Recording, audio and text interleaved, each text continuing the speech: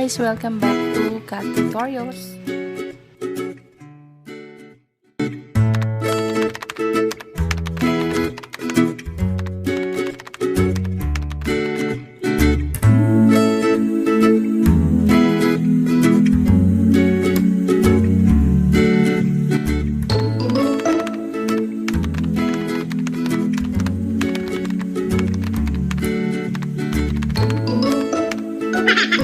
So, ganito yung itsura ng channel ko ngayon.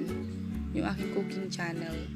So, makikita nyo dito yung channel art, profile, and then yung mga uploads. Tapos, wala na. Yan lang, ganyan lang. Ganyan lang yung itsura niya ngayon.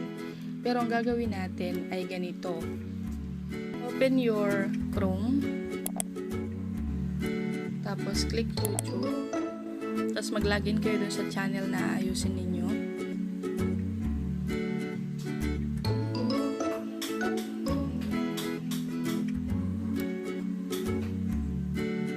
Then click your profile picture, tapos your channel.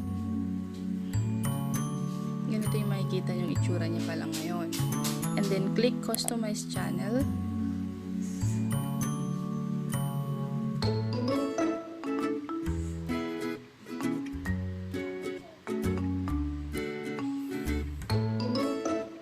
Tapos ganito yung lalabas. So as you can see, wala pang ayos yung aking channel.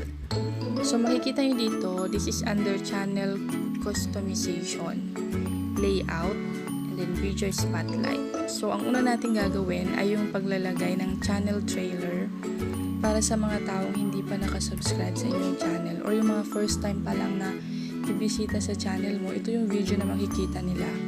So, mag-a-add tayo. Tapos, pipili kayo dito sa mga uploaded videos ninyo kung ano yung gusto ninyong makita nila na video doon sa inyong homepage. So, for example, ang lalagay natin doon ay yung ating DIY anniversary cake. Yan. So, nakalagay na yan. And then, next naman nating ilalagay ay yung featured video for returning subscribers. Ito naman yung video na makikita ng mga subscribers mo na, yung mga pabalik-balik nang nanonood sa channel mo. So, add ulit. And then, mamimili ka ulit ng video dito na gusto mong ma-feature. For example naman ay yung ating mango graham. Yan. So, once nalagay mo na yan, pupunta naman tayo dito sa add section. Dito sa baba, yung mga featured sections naman. So, click add section. And then, meron kang choices dito like uploads, popular uploads, etc. etc. So, ang gagawin natin ay yung parang pinakita ko sa inyo kanina na ayos ng channel ni Miss Alex. So, pipili tayo dito sa single playlist. Click natin yung single playlist. And then, make sure pala guys na bago nyo to gawin, bago kayo maglagay ng sections, make sure na meron na kayong mga playlist na nagawa sa inyong channel. I will make a separate video for creating playlist. So, ngayon, ito yung mga playlist na nagawa ko na. So, ang gusto kong unang ilagay ay merienda. So, yan. Nandiyan yung mga merienda. And then, mag-add pa ako, add section ulit. And then, another single playlist. Tapos, ang next ay breakfast. Yan. And then, add section ulit. Ganun pa rin yung gagawin ninyo, ulit-ulit lang hanggang sa matapos nyo lahat. Or kung gusto nyo mamili ng ibang section, like for example, popular uploads, pwede nyo piliin yun. Click nyo popular uploads, then lalabas yung mga popular uploads nyo. Pero in case na nagkamali kayo ng nilagay na section, paano burahin? Ganito lang. Click nyo dito sa right side ng popular uploads. Lalabas yung remove section. So, click nyo lang yan. Yun. Nabura na siya. So, pwede na ulit kayo maglagay ng section na gusto nyong ilagay. So, yan. Nalagay na natin yung dessert section. Next naman ay balik tayo sa single playlist. And then, recipe with costing naman. And then, next ay yung ating pulutan recipe. And then lastly, ay yung ating lutong ulam.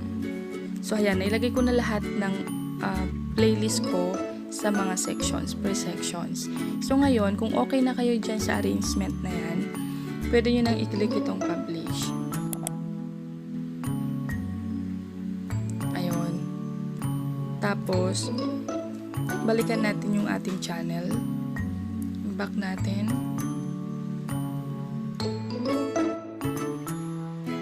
And then, i-refresh natin to. Tingnan natin kung nag-update na yung ating channel.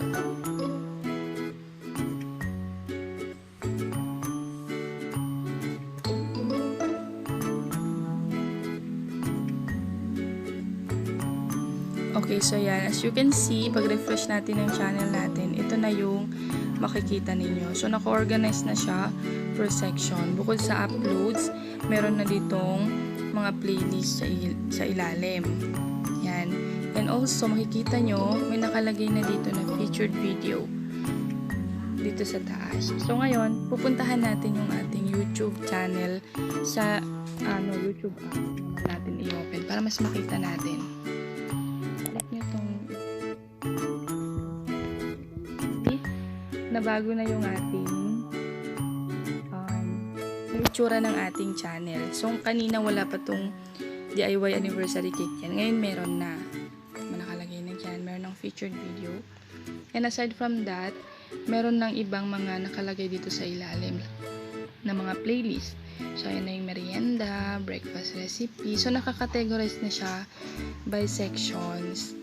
Ayan. So, mas madali na siyang hanapin.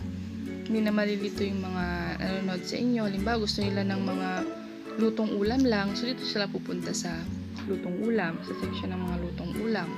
Kaya man pulutan, recipes, ganun. Or pang dessert. Mga ganyan. So, di ba mas maayos siyang tingnan? At kung nakatulong sa inyo tong video na to, alam nyo na, i-like nyo na, at saka i-share. Tapos, kung hindi pa kayo nakasubscribe sa aking channel, please click the subscribe button and also the notification bell para maging updated ka sa mga susunod ko pang mga tutorials. Bye guys! Thank you!